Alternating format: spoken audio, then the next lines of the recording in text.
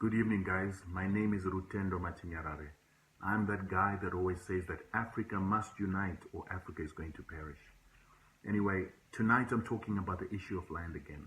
I know I had made a video last week, but unfortunately I had to take down that video because, first of all, it was too long, and secondly, it had a factual error that I'm hoping to fix in this particular video. I'm privileged to be living at a time where the discussion of land is taking place in South Africa. A very important discussion that we never thought that we would see in this Anglo-American colony that we have here.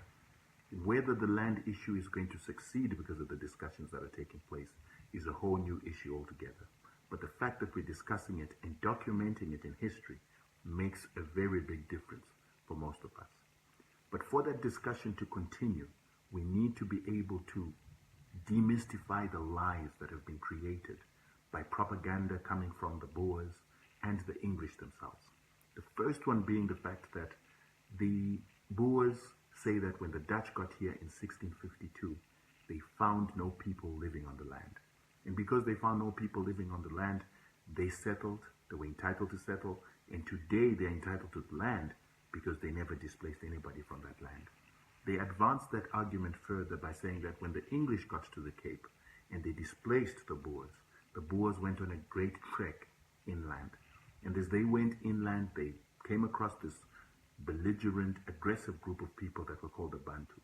These Bantu who were guilty of killing the Khoisan, dispossessing the Khoisan of their land, and taking their land, also needed to be defended against by the Boers. So the Boers defended themselves, the Bantus ran away, and they left their land, and the Boers took over that land, and they felt that it was fair game because the precedence of violence for land had already been set by the Bantu. This is an argument that obviously becomes a defense during these times where we've got a South African constitution that says we need to correct the dispossession of land that took place in the crime against humanity called apartheid. And so we're beginning to hear a lot of this argument going on. It's important for us to say from the onset, that argument is a lie. It is not true, it's a fabrication, it doesn't go hand in hand with the historical accounts that have been written by millions of other people about what happened during that time. Another thing that's important to set straight, the Dutch or the Afrikaners were not the first Europeans to come to South Africa in 1652. Not only that, they were not the first people to record Southern African history or African history, because all along, Africans have been recording their own history. The Moors recorded African history. Arabs recorded African history. The Chinese, and later on, the Portuguese. It's very important for this time for us to spell out that Africans were the people that came up with the very first writing systems. The first writing system started in Africa, and that was 3000 BC. And if you understand your history, you'll understand that in Europe, they only started writing at least 1000 BC. So Africans have been documenting information about Africa at least for 2000 years before Europeans began to read and write. Paper comes from Africa, geometry, mathematics, and a whole lot of other things that we took out to the world to civilize the world. And it is critical then to understand that that's why we got pyramids in Africa. Some of the first structures to ever be constructed and the first forms of architecture.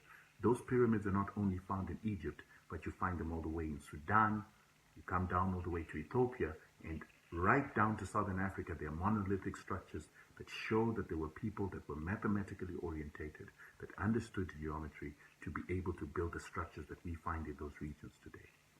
However, for today's argument, I'm only going to use a European perspective to debunk the Dutch lie. And with that, we start with saying that the first Europeans to come to Africa, or Southern Africa, were actually the Portuguese, 185 years before the Dutch came through to Southern Africa. The Portuguese had been given a decree. A law had been created by the Pope in 1455, and that law was called the Law of Discovery. With the Law of Discovery, the Pope empowered Portugal and Spain to go out into the New World, discover lands that had not been settled by Europeans, and claim those lands for Europeans by settling on them. The law of discovery gave a procedure of how it is that land was going to be claimed.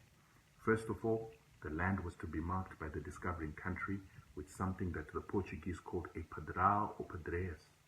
That was supposed to be planted. What it was a white cross that had the name of the country, the name of the sailor. I'm sorry, you're going to see me doing this the whole time because of tears due to the loss of land. I'm sorry about that, just joking. So they would then discover the land, put this padrão, it had the name of the country, the sailor, and probably a date or a range of dates. With that, they would then leave that padrão marking the land that they'd discovered. A few years later, they were then supposed to settle that land before other Europeans discovered it, and only then could it be said that the land was fully discovered. So the Portuguese gave a mandate to a man that was called Bartolomeu Dias in 1457 to go down and discover the New World. Now, they wanted him to come down the south of Africa, come to the bottom of Africa, go to the Indian Ocean, and prove if the route to India existed. Now, this means that they already had maps. A lot of times you never hear a narrative about where those maps came from because you can't make maps of what you don't know. That means that somebody had circumvented the earth before and created these maps. And it has been said again and again that the Arabs, the Chinese, and North Africans had already circumvented the earth.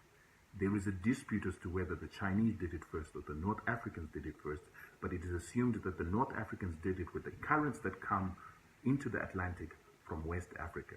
And they went through to America. This is why the Olmecs look like some Africans, and from there they went round through the Pacific to come back. However, the point is that there were maps that existed.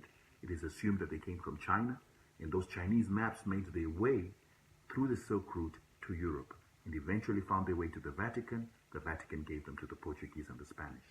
So Bartolomeu Dias is given a responsibility to go down the west coast of Africa, get to the bottom of South Africa, mark the land, and then make his way to find the route to India. So he did exactly that. And in 1487, he reached what we call today Namibia. And in Namibia, they named the place Andra Paquena. This place called Andra Paquena today is known as Luderitz Bay. At Luderitz Bay, they planted a padrão to mark the land. They then went down, curved at the bottom of Africa, and they came up, starting to go east. As they're going to the east, they came up to a piece of land, or shall we call a bay, and they called that bay Dos Vanqueiros. The reason it was called Dos Vanqueiros is that there were lots of black people on the land that were herding their cows. We're not too sure if it was just cows and goats or just cows, but they were herding livestock. And to denote that, as a descriptor of that, they named that place Dos Vanqueiros. The assumption today is that that place was False Bay. They continued their way east towards the Indian Ocean. And as they went up towards the Indian Ocean, they passed a place that we call today Port Elizabeth. They named that place in Port Elizabeth Algoa Bay. When they got to Algoa Bay, they had a problem or a fracas on the ship. It is assumed that maybe there was a revolt on the ship, but that caused them to make a U-turn. They made a U-turn and hit for land. Where they hit for land today is known as Keitskama or Tsitsikamma. And there is a river mouth that is over there and a bay that is called False Bay. At this point, they planted another padrão or padreiras to mark the territory again. Dias then continued going back west as they had made a U-turn, and they thought, why don't we trade with the natives? Why don't we stop over, get some water, trade for some livestock or whatever we need for the ships so that we can make our way back to Portugal? So they stopped over at a place that they named São Brau, Sweet Waters. And not only did they stop over at Sweet Waters, there was a place that was called Mossel Bay close by. Dias and his men get on land, they find a very clean source of water, and they start loading up on water. As they were doing that, the natives, who the Portuguese called the Kukui, but in reality they called the Khoisan, came and they were watching these Portuguese. And in disapproval, they began to throw stones at the Portuguese. Diaz got annoyed, took out a crossbow, and fired a bolt. It killed one of the Khoisan. The Khoisan immediately turned into war mode. They took bows and arrows, spears, and began to throw them at Diaz and his men. Diaz and his men had no option but to go back, retreat, get on their boats, and get on their ships. They got on their ships, went back, stopped at Luderitz Bay, back to Portugal. When they got to Portugal, they put in a report. That report was taken in, and the next sailor who came 2 years later was Vasco da Gama. Vasco da Gama this time came with 3 objectives.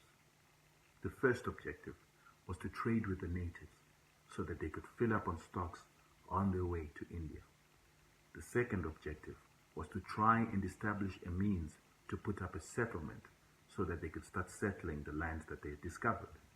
The third objective was to find the road or the route to the east and get to India, and also plant padraos along the way, Mombasa, Mozambique, until they got to India. So Vasco da Gama and his men hit land. They come to a place that is called Shirley Point, close to Mossel Bay, where Diaz and his men had initially docked. When they got there, they were met by some natives. And when these natives met them, one of the people that was with Vasco da Gama, called Alvaro, who was a writer, wanted to find out more about these people. So he asked if he could accompany them, if he could go with them and see how it is that they lived. Alvaro went with the natives. They went through. They killed a seal, had lunch with him. They roasted the seal. And when Alvaro came back, he writes in his memoirs that these people had dogs. And the dogs barked like the dogs in Portugal. They lived in houses, different to the ones in Portugal, but they had houses. They killed sea wolf. They killed whales. They ate gazelle. They ate roots and vegetables. And so what they served him was seal, roots, and today we would know that roots are tubers, and with that comes potatoes, African potatoes, yams. We're not too sure what particular roots these were, but they ate some form of a tuber with vegetable and this seal. And when he came back, he was so excited that when he got to the beach, the natives left him at the beach. They didn't want to go further, but he was so excited that he was calling out to the others on the ship to come and hear the story that he had. They got back on their ships, and the next day they came again, and this time they wanted to trade with the natives. As they wanted to trade with the natives, Alvaro got down and he had a bangle, and he tried to give one of the natives this bangle, again to show that rapport that they established the previous day. One of the natives came, took him by the hand, and guided him to the water place that was there. On getting to the water place, he was asked, "Why did you take our water last time without permission? And why did you kill one of us?" Now, Vasco da Gama was not a human type person. He was not friendly. He did not have human skills. Immediately when he saw this, he became apprehensive. So they took up militant postures. And one of the guys that was on the ship fired a volley on land. And that scattered the natives, scattered the Khoisan. They ran away into the mountains, down to their village. And eventually they regathered themselves and came back in a counterattack. With that, Vasco da Gama and his men, who had planted another padrao there on Shirley Point, had to run back, get back on their ships, and they had to leave. And as they were leaving, they saw the natives bringing down the padrao that they had put there. For 20 years, no more Portuguese came until 1510. And in 1510, there was a ship that was coming from India. They had happened to get, the Portuguese had succeeded to get to India. They had actually built a fort on Indian soil, and so they began to have military units stationed there. When the Portuguese were coming back from India, a ship that was being headed by a man that was called Francisco de Almeida stopped over at Mossel Bay. He stopped over. He had a group of 200 soldiers. They got down. They wanted to trade. They wanted to refill their water. So they started negotiating with the Khoisan. The Khoisan came to meet them. No aggression. And so trading ensued. There was an exchange of one or two things. There was a recording that the Khoisan had coins, they had skins, pelts, the cows, goats, so trading began. But in the process of trading, something happened. And all that happened is, that eventually happened, was there was a fracas, a fight, and one of the Portuguese was stabbed by the Khoisan with his own knife. Now, the Portuguese say that the stabbing took place because they were trying to steal the knife. But another narrative that also comes from a Portuguese gentleman says the man who was stabbed was trying to take cows by force without paying the price that had been agreed. With this, De Almeida and his military men started firing upon the natives. The natives ran away, ran up into the hills, all the way to their village. De Almeida and his men gave chase. They intended to finish this issue off and establish the settlement that they wanted to establish. When they got to the village, a counterattack had been launched. The Khoisan were fleet-footed, they understood the terrain, so they began to chase these Portuguese with arrows, bows, stones. The Portuguese ran back to the beach with their back against the water. They had to fight. 80 of them were felled at that particular place, and this included De Almeida himself. Eventually, they got back on their boats, got back on their ships, back to Portugal. They never were to come back again to try and settle in that particular area. The importance of this chapter of what I'm saying is to make you understand that the Khoisan were people that could hunt whale, seal, gazelle. They had agriculture taking place. There is a record that they were growing marijuana. The roots that were being eaten, I don't believe that they were roots, but I believe they were tubers, and the vegetable that was eaten by Alvaro for him to have put it in his writings. They protested when men tried to take their water. So these were people that understood that they were custodians of the territory in which they live. And this was already in 1487, 180 to 160 years before the coming of the Dutch. These people had already established their territorialism, and they were able to cut down 80 Portuguese soldiers. Now, it comes as common sense that by the time that the Portuguese came 180 years later, their weapons had advanced. They probably had notched up their technology to a point where they were more effective to fight the Khoisan by the time they came back. But the point is that the Khoisan were not a walkover. They were actually a very militant people and very effective to have taken down 80 Portuguese. So now let's fast forward 150 years later, 160 years later, the Portuguese begin to travel.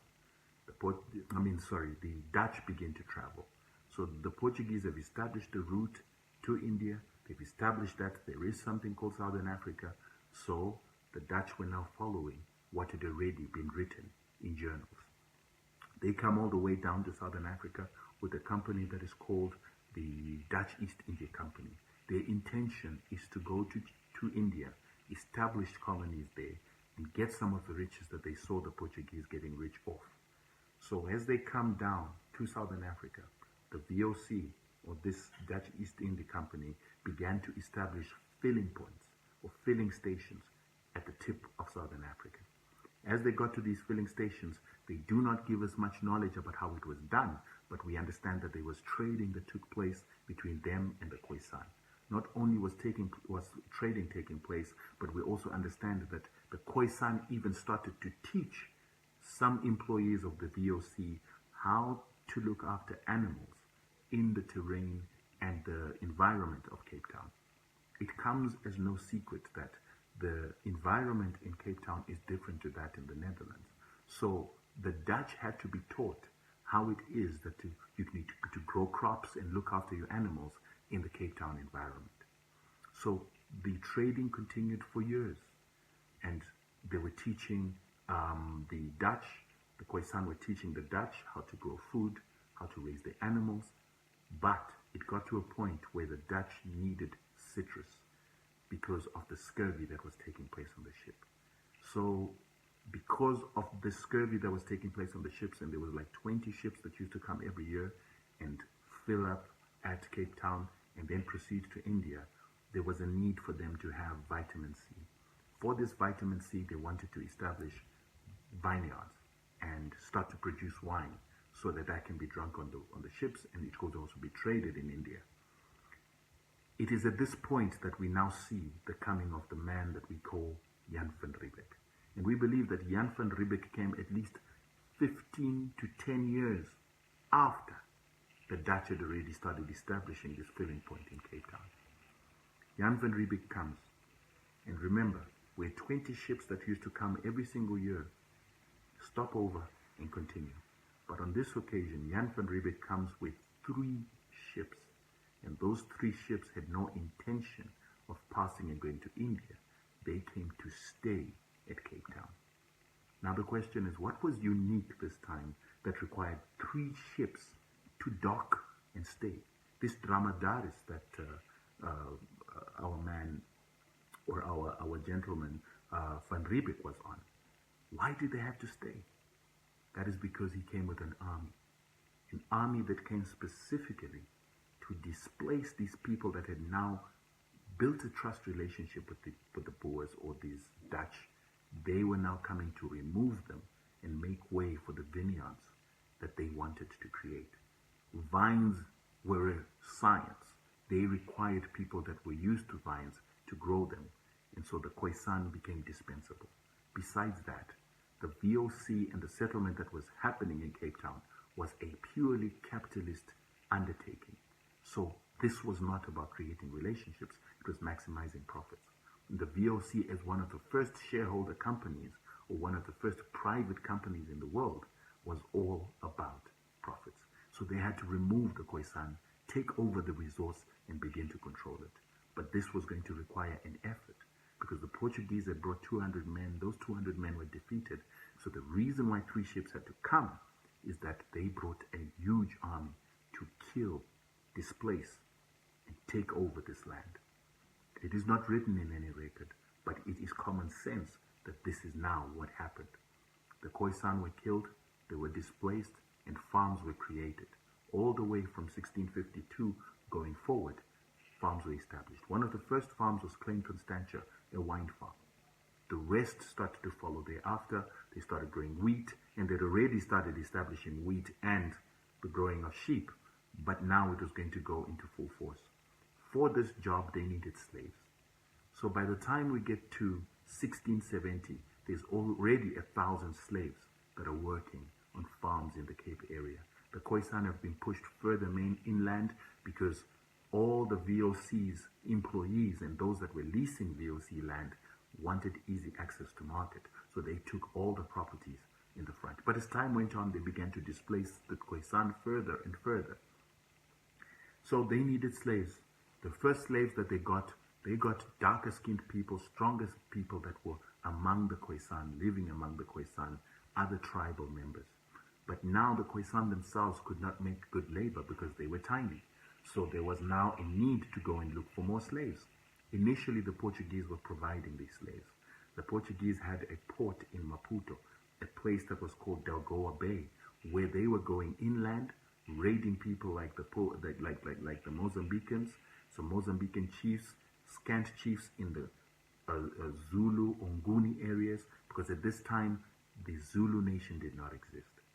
But because of these raids and the stealing of Zulu children and Zulu warriors, or these Nguni warriors that were currently clans and small little families, them being taken and raided by the slave traders eventually caused these Nguni people to come together, these small little clans, to create a Zulu nation that would have the cohesion and military might to start resisting these slave catchers. So before 1710, when the Zulu nation comes into effect, there was no Zulu nation. There was no aggressive group of Bantus that were supposedly displacing the Khoisan. The Khoisan were actually being displaced by the Afrikaners. So the VOC, being people that wanted to cut out the middleman, tendencies like we see currently in South African white monopoly companies, decided to say, let's cut out the middleman. We're going to look for slaves on our own. So 2 ships were loaded in 1719, and that ship decided to go up the coast. They go up the coast all the way to Mozambique today in a place that is called Delgoa Bay. At Delgoa Bay, that is what we call Maputo today. They sat down and they created their own fort that they called Lagoa Bay. The thing about Delgoa Bay is it was basically a deserted fort. The Portuguese had deserted it because of malaria, but not only because of malaria, but they were beginning to get attacked by the chiefs in the area because of this habit of catching slaves and enslaving their children. So the chiefs in the area began to come together, consolidate, to fight against these Europeans. So when they got there at Delgoa Bay, the Boers decided that they wanted the riches that were associated with the land. Not only did they want slaves, but they also wanted the copper, the ivory, and the gold that was coming from inland in a place called the Mutapa in the Rosie Empire. These empires were renowned for producing large amounts of gold, the gold that was assumed to be the gold that was being used by King Solomon. So King Solomon's mines were assumed to be in Zimbabwe in this mythical Mutapa Empire. So the Boers, or these Dutchmen, decide that they want a piece of the action. Initially, when they got there were 80 men. Of those 80 men, 35 decided to load up and go inland. The man that decided to undertake the first expedition in August 1753 was a man they called Jean Schiffler. Jean Schiffler loads up. He gets to meet the very first chief, was called the Mapfumbo chief, and Mateke. And with Mateke, they went inland. Mateke gave them a guide that was going to take them inland, and they went inland. The place that they were aiming to get to was a place called Nasangano. At Nasangano, they expected to get ivory, copper, and some of the gold that was coming from inland. But what it is that they don't say is that they were also looking for slaves. When they went through, they first of all passed the Lebombo Mountains. From the Lebombo Mountains, they went over the mountains, and as they get over the mountains, they started finding resistance. A lot of resistance from the tribes of people that were in that area. So Jean Schieffer and his people decided to make a U-turn and go back to their fort. As they got back to their fort, 80% of their people were decimated by malaria, so a new group of people, a group of soldiers, were sent again from Cape Town. And this time they came with a man called Jan van der Capel. Jan van der Capel, a typical Boer by that time, hardened by the South African conditions, decided that he wanted to go again inland, even though it has been said that it's ill-advised to go inland. In June 1725, Jan van der Capel and his team decide to go, and they say that they're going to go to Chief Nasangano's place. He loads up. He's got a guy who's a journal keeper called De Caper. So him, De Caper, and 80 soldiers make their foray inland. They first of all pass by Chief Motola. They then pass another chief place called Chief Samane. And as they go, they cross the Ngwenya River. From the Ngwenya River, they get to a place that was called Chief Kapane. Chief Kapane wasn't there, apparently. He had left. He had gone to look and buy cattle. Now, it's very interesting that he had gone to buy cattle. And to buy his own cattle means that there was trading that was taking place between these people. Van der Capel asked for a guide, but Kapane said couldn't give him a guide. So they continue after being given directions. As they go, they pass the Sabi River. As they pass the Sabi River, they meet a gentleman that gives them a lot of information about a place that is called Intolewe, where they can trade for gold. It's closer to the beach, but it's not a good idea for them to continue inland. They didn't take his advice, so they continued inland. As they went past this young man that they had met, they were attacked by Duane's men. Chief Duane had sent men to go after them. And if you understand, once you're in Sabi Sands, once you've passed the Sabi River, you've gone into South Africa today. And already in that area, there were Zulu nationalities. The Nguni people lived there. And these were the same people that were being raided for slaves. So they had become very recalcitrant and militant. towards any white people that came inland. And it's only here that we begin to understand that the reason they were not wanted inland is that white people were stealing people and trafficking them for slaves. And so that's why they were being resisted by all the chiefs. That's why the chiefs didn't want to give them guides, because they'd already set a bad precedent that had been left by the Portuguese. Duane's men fight very aggressively. 6 of his men end up getting shot. Van der Capel and his men run away from Duane's men, make a U-turn, and start making their way back to the land, to the coast. Now, an agreement had been reached between the Portuguese and the chiefs that no white people were to come inland, but a tribute system was going to come to work. People would bring whatever needs to be traded to the beach where the white men would remain, and then therefore trade would happen that way. But the moment they came inland, it was seen as an incursion. When they got to the land, they got to their fort, and immediately a coalition was created to follow them. Matole, Mateke, and Mambo created a coalition of warriors that followed these white men. When they got to the beach, the very first people they decided to take out their anger on were the Mapfumbo tribe for letting these men, white men, come into the land. As they were attacking the Mapfumbo tribe, the white men came from their fort to try and rescue the Mapfumbo tribe, and all of their men got killed. Van der Capel's men were killed immediately in this scuffle, and only one person survived, who was a slave. So this is a story that starts to explain what was happening in Southern Africa, the relations that were taking place in Southern Africa. Africans were intolerant of white men coming onto their land because they understood that the white men did not have any goodwill. And because of the lack of goodwill, they fought white men that wanted to come into their land. At this particular time, the Zulu nation did not exist until 1710 because of these incursions that were enslaving their people. They decided to consolidate, build a military division, start to arm themselves, and begin to become more aggressive. Now, this goes against the narrative that has always been given by the Boers, that says that when they started coming inland, there was an aggressive group of people, or Bantu people, that had been displacing the Khoisan. We have seen clearly that the Khoisan were a very aggressive, dangerous people that were capable of defending themselves. In fact, they were militant before the Zulu nation even existed. They were in existence 185 years before the Zulu nation was formed. And they were never enslaved by the Boers. But the Zulus were enslaved, meaning that the Zulus were weaker than the Khoisan. The Zulus were unable to even repel the Portuguese. The Portuguese were able to go inland, yet the Portuguese were never able to go inland when they were dealing with the Khoisan. They were not even able to settle a fort or any sort in Southern Africa where the Khoisan existed, because the Khoisan repelled them aggressively. This is critical, because it says that this lie that there were people that were killing the Khoisan is not true. If there was anyone that killed the Khoisan, it was the Boers.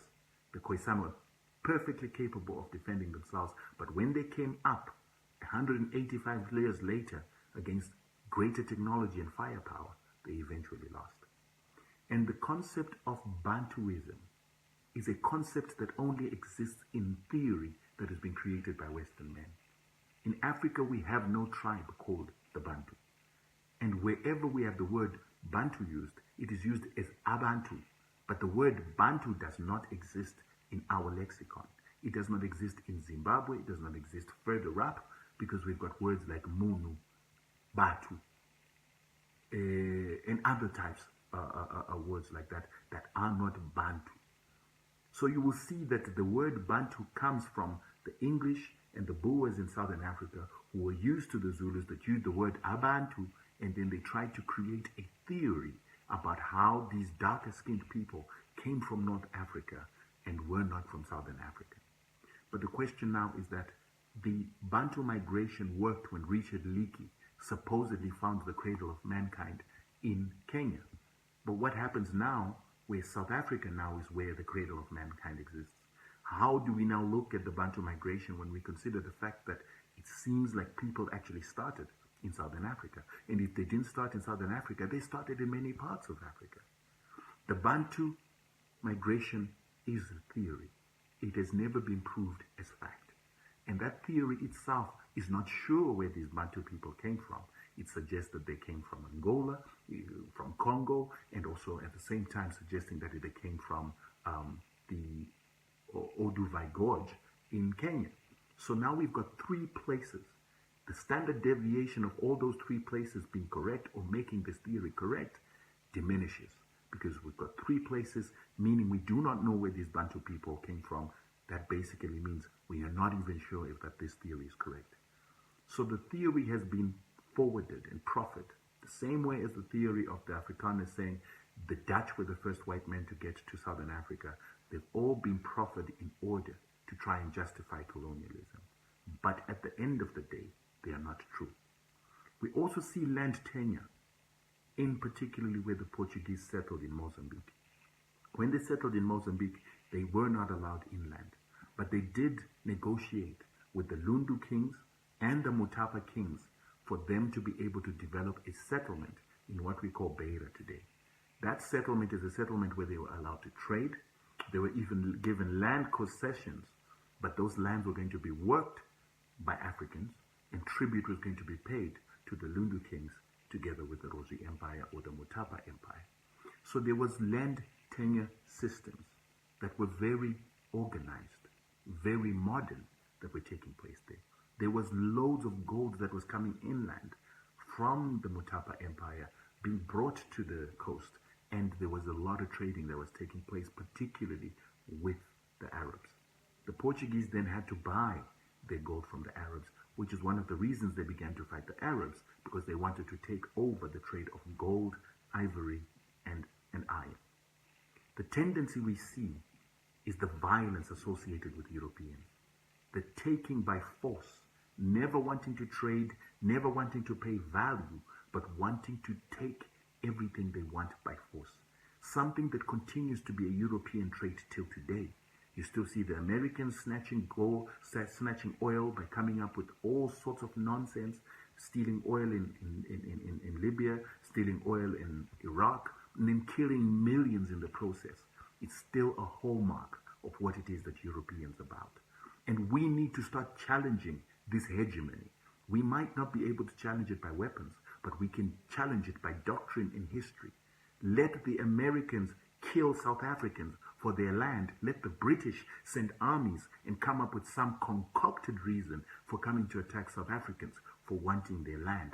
But the land in South Africa belongs to black people. It was taken in exactly the same way that the world went to war in the Second World War because of German occupation. We've been under occupation for 450 years in South Africa, and it is time that we take our land.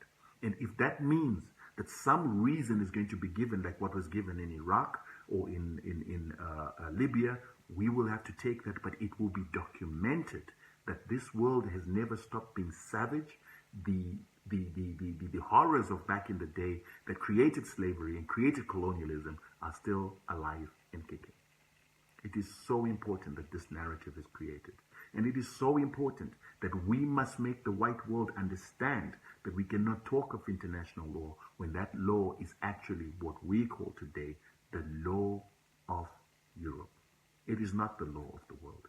They've never considered the darker-skinned people as people deserving of justice. That's why the legal systems are not about natural law. They're not about common law, but they're about laws that suit those that have the power and the military might. But let history record that. Let history know that the European is still a savage. The European is still an animal who believes in snatching while pretending to be civilized. He takes what it is that he wants by force. Thank you so much.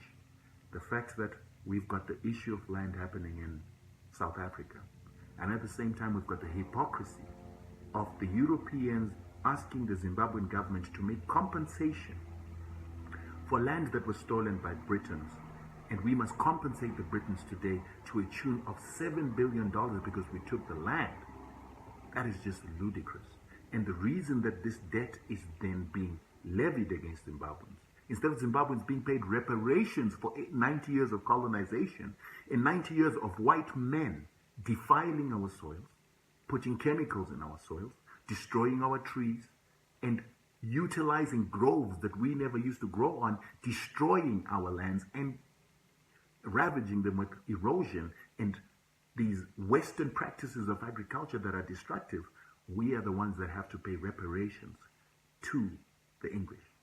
That again is a sign of the hypocrisy, but also the barbarism that the European still has today, with the animalistic nature of forcing his way upon other people in order for them to get their way.